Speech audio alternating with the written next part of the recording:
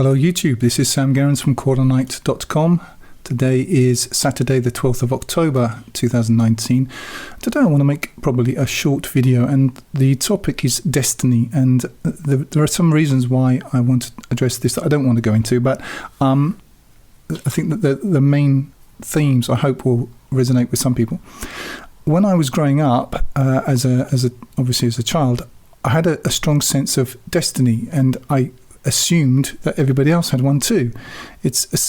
I mean, destiny, if you want to kind of translate it, I suppose it's just purpose, a sense of why I was here for a purpose, I was alive for a purpose. And that has, not only is it not left me, it's increased over the years. And I came across a quote which I'm going to read you. I'm reading a biography of Churchill's. Churchill was descended from Lord Marlborough, and in the book on Churchill, it says something that Marlborough had written in 1708 attracted him. I attracted Churchill. Quote, "As I think most things are settled by destiny," the Duke had reflected, "when one has done one's best, the only thing is to await the result with patience." And this quote had struck home with Churchill, and I read it, and it resonated with me also. I think that there is a certain division between types of people. There are people who feel a sense of destiny and therefore approach their lives with a sense of purpose, and there are other people who simply don't have a sense of destiny. And I think it's quite hard for these two categories of people to understand each other. I can only speak as a member of the first category. I've never been a member of the second category, but I take it on good faith that the second category exists, because all kinds of people have told me they don't have that sense. And I think that it's almost like you're speaking foreign languages, because to somebody who does have this sense, and obviously in my case it's manifested itself in the work that I do. I'm not saying that it has to manifest itself in every person with purpose's life in the same way, but every person who does have this, it's almost like we have like a DNA strand in common, or some sort of characteristic, brown hair or blue eyes or whatever it is, in common. And when you meet other people with the same sense, you kind of recognize each other. You have a sense of, yes, we're alike. Whereas people who don't have this, it's almost like people who don't have a sense of humor, or they don't have a musical ear. If you do have a sense of humor, or you can hear a difference between music that's in tune, music that's out of tune. For somebody who doesn't have that sense, they're not getting what you're talking about. And I think that in a way that this brings me to the next part of what I want to address is the tragedy of the meaningless life. There's so many people who live and die, and for whom purpose is not the central guiding core. And I've come to the conclusion that these people are not lying. It's not like they're pretending. It's what they've done is, in my opinion, is that they've managed to cover over a pre-existing drive that I think we all had as children, and when we were very, very small, which is an inclination to truth. And they've just successfully cauterized that. In the Qur'an, it says, that we were all raised up before God, and we bore witness. He said, "Am I not your Lord?" And we said yes. So there's no excuse thereafter. We were born with this pre-existing the seeds of the question that needed to be answered. But what happens is, and the Arabic word kufr is just so apposite, is that there's a covering over of this. And some people just seem to be more successful at covering it over than others. I think that what's happening now is that there are so many distractions as well, and life is, for so many people, and I'm talking really about the West, but not only the West now, life is so comfortable. If you maybe not psychologically, but practically, if you compare it with how people have lived in a lot of history, maybe they don't have the same amount of free time as they might have had, say, for example, in some of the Middle Ages and so on. But the hardship is much less. They don't have to labour in the same way. Again, I'm not including the whole world in this, but large portions of the world. And so for those people, it's very easy to sort of snowboard their way through life. What I've come to realize is that for those people for whom it is possible to cover over these seeds, they can then exist, I use the word successfully, or at least adequately, without wrestling with any of the big questions. It doesn't bother them. And if you take the time to try to sort of throw a hand grenade in the hornet's nest, as it were, they'll see that as an attack on their privacy, and so on. And whereas you or anybody else with some sense of, and I'm not just talking somebody who agrees with what I believe, I'm not saying that, but I'm saying somebody with a sense of, as it were, expanding sense of duty. When you're talking to somebody who doesn't have that or has managed to extinguish it to some extent, they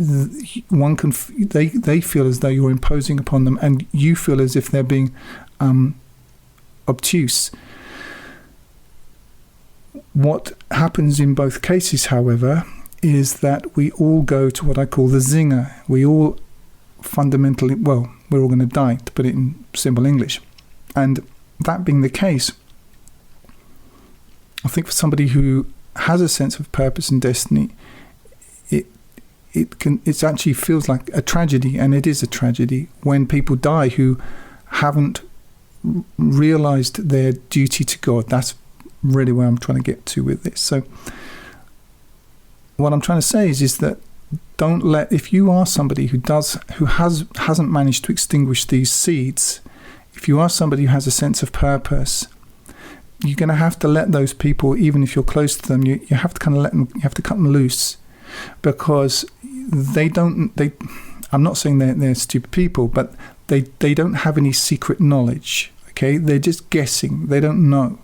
Whereas if you have a sense of duty and an innate sense of God, whatever your manifestation of that is, I hope it doesn't sound too Californian, but I'm not just talking to people who happen to agree with me.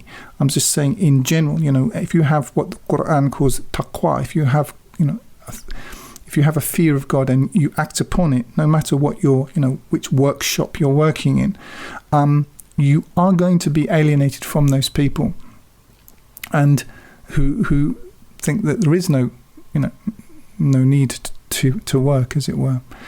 And the other thing about it, and this really relates to a conversation I had with people that I'm close with last night, is that if you were to renege on that, if you were to try to go back, if you would try to be like them, A, you wouldn't be very good at it, but B, it would be the worst thing you could possibly do for them, because their only hope is that, in a way, is that you sort of stand firm, as it were. I think that's all I want to say on that. I don't have any, blinding conclusions or anything, other than to say that, if you feel yourself different to those people who say that just, eat and drink and be merry, for tomorrow we die, it's because you are different to those people. But the truth is, tomorrow we do die. There's no escaping this. And, which side do you want to be on? Where do you want to be? And the best starting point is being true to what you find within you. It's not a matter of following a religion or a set of criteria to please some mullah or some some YouTube guy or whatever it is. God is not mocked. So if you feel the call to serve God, then take it up with him, because it's his responsibility to guide you on that. But don't let the kufr, the disregarding, the covering over, the ignoring of this purpose, of this destiny in others, sort of deflect you from your higher purpose, because come the day, they're not going to be able to help you. And just as you are going toward the zinger. The zinger is what you get, that light in the butcher's shop that the flies go towards. So are they, and on the day we shall see. So my advice would be to stand your ground and don't expect there to be a whole lot of people that you're going to who are going to get on board with it. But ultimately we die alone, and we give account alone. And when those people with whom we are close die, that will that door shuts and it isn't opened again, and it is final. We live once and then we go to the judgment. So start with, I've said this before, but start with the day of judgment where you want to be, and then work backwards to where you are now, and just hold on to that rope and keep pulling towards this unavoidable, inevitable reality, and let the people who wish to remain heedless and are capable of remaining heedless, unfortunately, however much it hurts, to make those choices, because you can't help them. And that's all for now. If you're listening on YouTube, you can download my full translation of the Qur'an free using the button in the top right hand corner, or buy the hard copy there at 10% less than on Amazon. I also encourage you to sign up for the Qur'anite Plus newsletter on the site to get occasional micro updates. You can download the audio from my YouTube videos to your mobile device using the links in the drop down below. I recommend meetquranites.com to connect with other Qur'an alone believers. Like if you like, comment if you have something constructive to say, and subscribe to get more each week. And use the link in the drop down below to donate if you would like to help me keep doing this.